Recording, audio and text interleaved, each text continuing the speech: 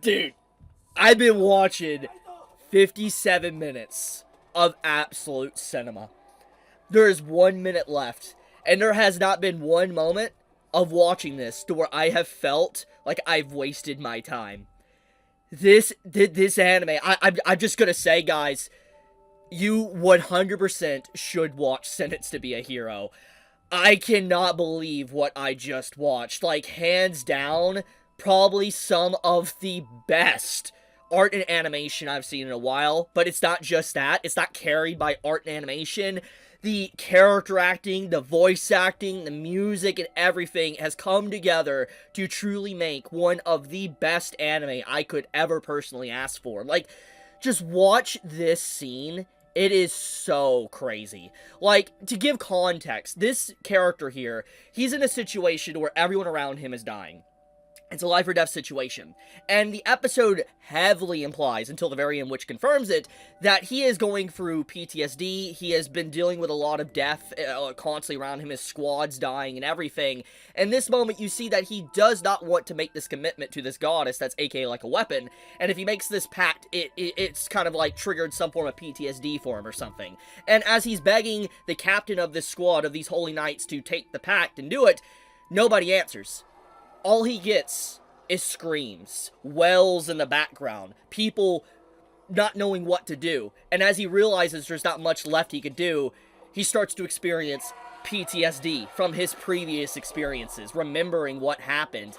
And obviously this is what is going on right now within this fight, but he's also remembering his past.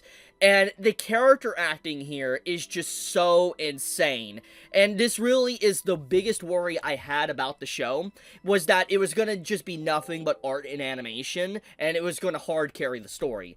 But the story here is legitimately, I'm not joking, fantastic. Like, it has the elements of some cliches, but it's done so brilliantly, there is no complaints. I had not a single moment where I really wanted to complain about this episode. There is some imperfections, but it's not even really imperfections. I don't even want to complain about it, because it's just, it doesn't really matter in the grand scheme of things. Like, the final segment of this episode really just sets up the goal, what to expect, what the character is fighting for, why he acted like he did throughout the entire first episode, and how good this series is actually going to be.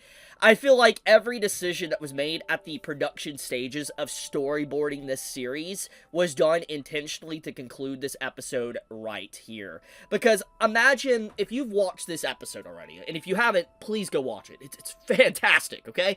But if you watch this episode, imagine if they ended the episode, like, right before the battle, before he goes and helps out the Holy Knights. Like, you know, the episode ended, like, around here. Ended somewhere around here where, like, they're about to begin the battle against them, and that's where the first episode left us. But thanks to this being a 58-minute long episode, basically the equivalent of 2 to 3 episodes combined into one, because, you know, if we're counting commercial breaks, this is technically 3 episodes in one. But it's clearly designed, like, it doesn't feel like it's cut or anything. It's clearly designed to be like a full-length 58 minutes of an episode, and the decision to have the final scene basically telling the reason why the main male character was labeled a hero is just fantastic, because it makes you understand so much about the character so quickly. Like, you come to the conclusion something happened like this, but when you actually see it, you're like, damn, okay, this is gonna be really good, because this is the same emotion that this final segment here of the episode drags out of me, is what I got from Shield Hero. Now, take that however you will, but if you have watched Shield Hero, like, the first season, okay, we're strictly talking about the first season, you will know that Shield Hero blew up in popularity considerably. And the reason for that was because at the time period when Shield Hero came out, the whole revenge plotline and how it was done with Alfumi was fantastic. Like, it just, everything that happened to him was, it just pissed you off in all the right ways, to where you really wanted to see the man get justice. And in this case, that's exactly what Sentence to Be a Hero is, but I'm not gonna lie, it does it better. And I think, for one, obviously, it's because there is a large gap since Shield Hero Season 1 came out in this anime, since it's 2026 now. But also, I think that the way the animation and the story is told and all that, there is more depth given to sentenced to be a hero than Naofumi's situation with his revenge story. Now, you could chalk this up to just how anime formatted the entire scene, because it wasn't given, like, you know, a very, very long, like, character development focus like what we had with this. But regardless, I think in terms of presentation, first episode presentation for a fantasy story, building up with a revenge story and just a tragic dark fantasy story, this is probably one of the best first episodes I have personally seen in like a decade. Like, I'm not saying this lightly. I'm not, okay? I know people might not take me seriously what I'm about to say, or people might say I'm lying or joking or recency bias, but I'm being dead serious. Strictly speaking, from this first episode, I would say that this is probably the best strict fantasy anime I've seen in a long time. The only thing that is comparable to it, and might surpass it, might be on the same level to it, would be Free Ren. The reason why I'm not fully counting Mushoku Tensei is because that's an isekai. But this story is clearly not an isekai. It's not a reincarnated into a different world or transported into a different world. At least from the first episode, that's not implied. This is just strictly a fantasy story. A really messed up dark fantasy story. That's what it is. So I'm comparing it with stuff like Free Ren, technically, okay? And the stories are fundamentally very different, obviously, the core themes of them and everything. But I think as presentation alone, I put it side by side with Free Ren. I'm not joking. It's that good. It is actually that freaking good. And I cannot believe I'm even saying that, especially, ironically enough, this is now airing, or going to be airing, alongside Free Ren Season 2. That is coming out this season. I actually thought that Free Ren might overshadow this anime, like Season 2 might. But nah, I'm dead wrong. I think that when more people start to watch this today, I'm dead serious, I think that this might be the most popular anime of the season. At least in niche circles that love fantasy. Like, the people that like Free Ren, for instance, or Mushoku and ReZero, I think are going to be massive fans of the show, and it's going to blow up in popularity. I don't know if it'll reach the same heights as Free Ren, but I do think that this is going to be received very well. If, for instance, the anime can continue to remain consistent, like what we saw from this first episode, and that the storytelling is also consistent, then we have probably fundamentally one of the best anime of the year. Straight up. Like, already 2026 aired, like, started airing anime, and this might already be anime of the year. Like, I'm not counting continuations, okay? I'm not counting Season 2, Season 3s and stuff. I'm strictly talking about new anime. I cannot believe how good this is. With that being said, I guess let's segue into actually talking about this entire episode, the character development, the themes, and everything on what I took away from the first episode. So, let's dive headfirst into that. So, I think one of the most important aspects of this episode is the dynamic that the MC Xylo has with the goddess here. And the reason why this is so significant is because of the revelation of the plot at the end of the episode, where the MC starts talking about his goddess that he worked with in the past. And he basically started talking about if a goddess loses her powers, she starts to become corrupt. And this corruption is, you see it constantly throughout the episode. You see this type of corruption that starts to infect this goddess. You can see it forming on her blood and everything right here, as she's just losing her way. And because of the corruption, the main character Xylo had to put her down, or she would be a massive threat. She would be reborn as this entity that could probably become a demon lord or whatever, that could probably destroy the entire world. And so for the sake of everyone in the world that's alive and all of humanity, and putting his own desires aside, he sacrificed everything to save the world. And in a way, this is the most hero thing that you could probably do, sacrifice everything for the greater good. But in reality, what he was greeted with, which ironically enough was given the title hero, but the title hero that he was given is nothing short but bad to have in this world.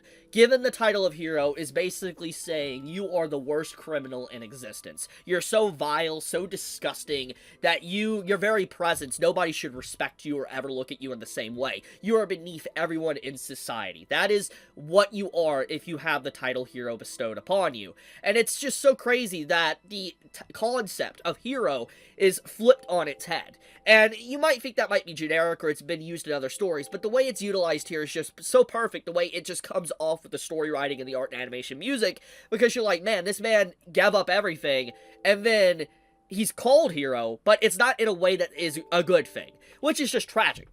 And The dynamic he has throughout this episode with this goddess character is really cool because he constantly tries to push her away. Like, he doesn't want to interact with her. He doesn't want to look at her. He doesn't want to even really acknowledge her power or anything like that. He doesn't want to even use it, which is strange because it's like, when you're in a situation like this, like you're a vile entity, or called a vile entity, like someone that shouldn't be around, or you're just a criminal that is worse than anything, you would think that he would want to use the goddess's power, and to obtain power be very powerful. Because, like, if he got a hold of this artifact or goddess that's a weapon that everybody wants, technically, with the Holy Knights in the kingdom, it would make sense he would want that power for himself to put himself at a higher status, for he could theoretically maybe have a better life or something. You would think, if he really is this vile person that they say he is. Obviously, we now know that's not the truth.